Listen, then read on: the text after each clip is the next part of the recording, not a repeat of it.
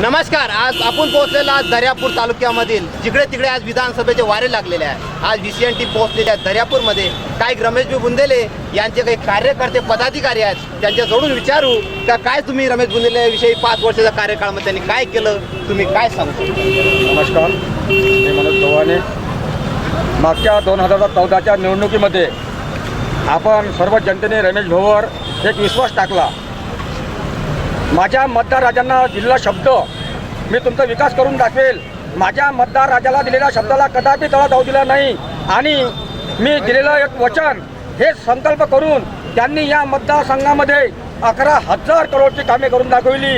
असा विकास काम करणारा माणूस आणि मी गरिबी अत्यंत साधी राहणी, उच्च विचार, उच्च विद्या, उपोषित सर्वांना प्रिय असणारा माणूस या तालुक्यातील सर्वांस्त जनतेने लिहिलं आहे. हे निवडणूक फक्त रमेश भाऊंची नाही तर या तालुक्यातल्या प्रत्येक मतदारांनी हे निवडणूक आमच्या अंगावर घेतलेली आहे. आम्ही तनमन धनानं जीवाचं रान करून कोणत्याही प्रकारचा मतभेद न करता रमेश भाऊला निवडून देऊ. मी एक खेळ सांगतो, रमेश भाऊनं 2 रन 4 रन काढलेले नाही. 11,000 करोड म्हणजे डायरेक्ट मारायला शकता है. बाउंड्री 11,000 करोड. बाउंड्री के बाहर जो गिरती है, बाउंड्री के बाहर जो गिरता है वो गेंद को शक्का कहते हैं और भीड़ में जो लग जाए उसे धक्का कहते हैं. 11,000 करोड़ का काम लाकर रमेश भाऊ ने बता दिया कि उसे विकास काम का एकता कहते हैं. एकता कहते हैं. क्या बात है, क्या बात. अशा काही कार्यकर्त्यांचा जोश, असं वाटते की आजच रमेश बुंदेले निवडून आले असं या कार्यकर्त्यांचा जोश आहे. त्या हिशोबाने आज सुभाष भाऊ हरणे आहे, काही जुने आहे, काही वर्षापासून बीजेपीचं काम करत आहेत, त्यांच्याजवळून सुद्धा ऐकण्यासारखं आहे. काय सांगू शकता? आज जो बुंदेले साहेबाविषयी जनतेने तो विश्वास संपादन करत आहे, गावागाव प्रचार दौऱ्यात तो रिस्पॉन्स भेटत आहे. त्यामुळं आज लाखोच्या संख्येने लोक बुंदेले साहेबांना मतदान करणार आहेत आणि सगळ्यात जास्तीत जास्त मतांना बुंदेले साहेब विजयी होणार आहेत अशी जनतेकडून मागणी होत आहे. रमेश भाऊ तुम आगे बढ़ो, हम तुम्हारे साथ हैं. रमेश भाऊ तुम आगे बढ़ो, हम तुम्हारे साथ हैं. सगळ्या एकूण सगळा हाच नारा आहे बीजेपी लोकांचा की रमेश बुंदेले यांचाच विजय होईल आणि त्यांच्या 1100 कोटी रुपयाचा जो काम झालेला आहे त्यानुसारच कामं होईल. कॅमेरामॅन के साथ नासिर शाह, VCN रिपोर्टर, दर्यापूरमध्ये सर्व बीजेपीच्या कार्यकर्त्यांवर एवढा मोठा जोश हा कधीच तयार होत नाही. तो आज आपल्याला बुथचं उद्घाटन झालं या प्रसंगी मिळालं. तसेच इथं कार्यकर्ते आहेत, त्यांच्याजवळून सुद्धा विचारू काय सांगू शकता रमेशजी बुंदेले विषयी? मी प्रमुख वसंत वायस्कार. मी एवढं सांगू शकतो की जेव्हा 2014 साली बुंदेले साहेबांना आम्ही निवडून दिलं आणि आम्ही लोकांना जी आश्वासन दिली होती गावागावात ती बुंदेले साहेबांनी आम्ही छोट्याशा कार्यकर्ते आमचे ऐकून पूर्ण केली. म्हणून आम्हाला असं वाटते की जी आम्ही लोकांना आश्वासनं देतो की नाही हे बुंदेले साहेब करून देतील, ते बुंदेले साहेबांनी पूर्ण कामं केली. म्हणून दिल से बुंदेले साहेब फिर से. दर्यापूर तालुक्याचे जे प्रश्न आहेत ते सुरळीतपणे एकदम जसे पाहिजेत तसे, म्हणजे आम्हाला काही ज्या गोष्टी आहेत, दर्यापूरचे रस्ते झाले, पाण्याची व्यवस्था नाही, 2-2, 3-3 दिवस आमच्याकडे नळ येत नाहीत. असा आमदार पाहिजे की कळत एकदम त्यांना सुरळीतपणे सर्व कामं केले पाहिजे दर्यापूर तालुक्यात. शिक्षणाच्या विषयी काय सांग? शिक्षणाच्या दृष्टीने दर्यापूर तालुका हा खूप चांगला आहे शिक्षणाच्या दृष्टीने. तसं म्हटल्यास शिक्षणही चांगलं चालू आहे दर्यापूर तालुक्यातलं. आम्हाला आमदार हवा स्थानिक प्रतिनिधी जो या तालुक्याला पूर्ण माहिती असणार असा प्रतिनिधी हवा आणि ज्याला तळागाळातल्या लोकांची ओळख असते. बाहेरचा किंवा पूर्ण अधिकारी असलेला डोतोळे त्याला कुठल्याही गोष्टीचा अनुभव नाही आहे, कुठल्याही समाजसेवेचा अनुभव नाही आहे. तो जर इथे येत असेल तर त्याला काही समजणार नाही. तो फक्त काय पक्षाच्या टिकीटावर येणार आहे, त्याला इथले जे मेन प्रश्न आहेत ते माहिती राहणार नाही. म्हणून स्थानिक लेवलचा आमदार आम्हाला हवा आहे.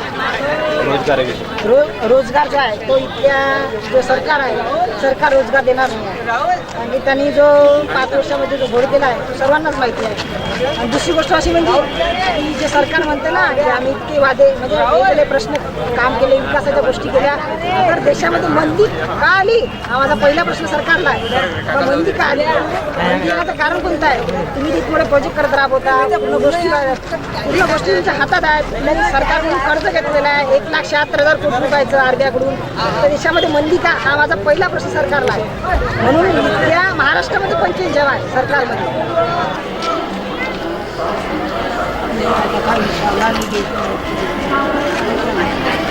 शेतीविषयी काय सांगसाल? पीक होतोय नाही होत, काय कर्ज मिळतोय, काय पीक चांगलं भाव भेटतो शेतीला नाही भेटत?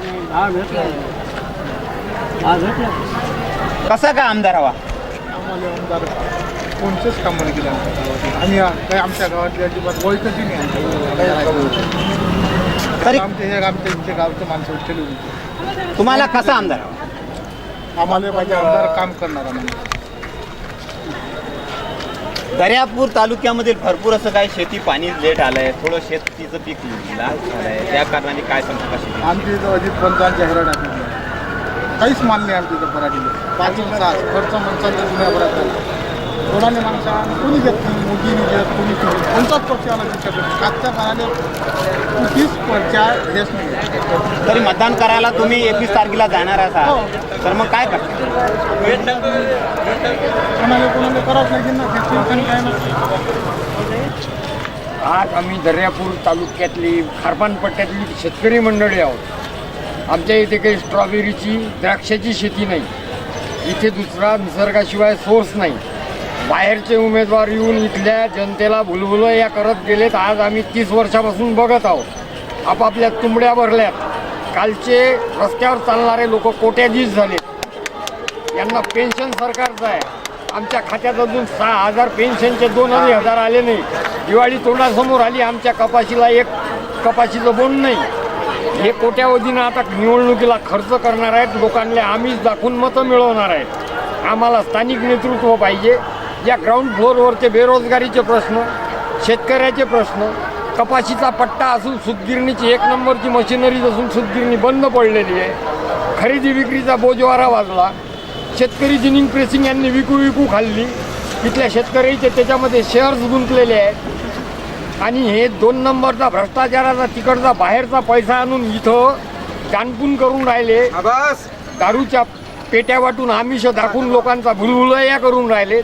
हा खेळ बंद करावा पण जनतेनं यायची पातळी दाखवून देण्यात यावी. तरी सरकार कोणत्या सरकारला निवडून देणार? आम्ही आता कुठल्याच मानसिकतेत सध्या तरी नाही.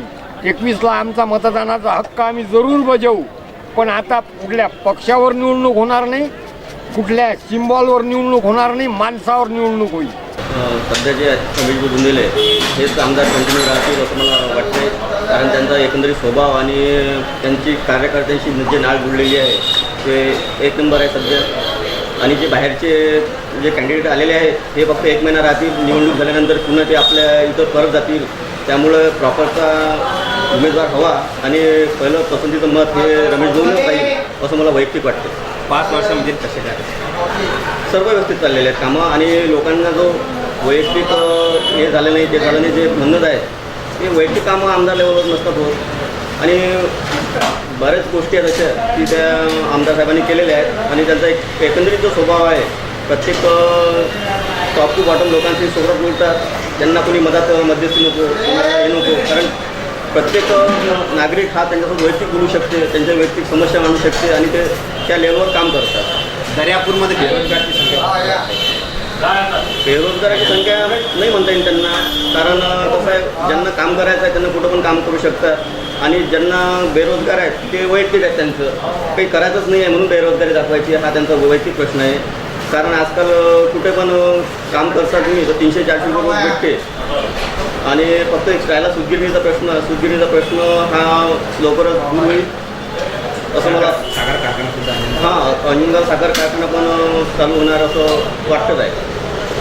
एकंदरीत सरकार पॉझिटिव्ह आहे त्याबद्दल.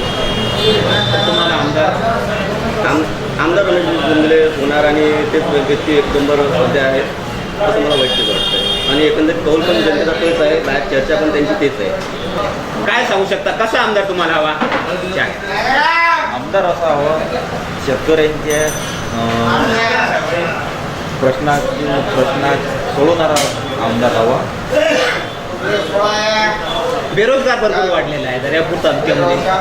त्याच्यासाठी रोजगाराची संधी उपलब्ध करून देणारा पण आमदार पाहिजे. आणि जे प्रोजेक्ट बंद पडलेले आहेत दर्यापूरमध्ये सूतगिरणी वगैरे तर हे चालू करून रोजगारांना संधी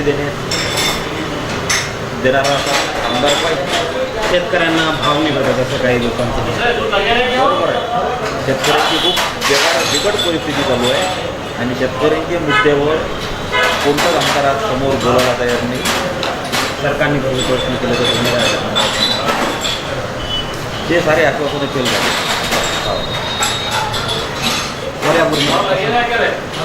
शेतकऱ्यांच्या हिताचा रोजगारावर चिंता करणारा रोजगारांची असा व्यक्ती दर्यापूरच लागणार आणि विकास करणारा. जरी शहराचा विकास आहे पण ग्रामीण भागात विकास अजून झालेला नाही. आजही पांढरान रस्ते जे आहेत शेताची सरकारने जे जलशिवार योजनेअंतर्गत भरपूर काही शेतीची कामं ते कामं फक्त कागदपत्रावर आहेत. अजून स्पॉटवर कामं उतरायची.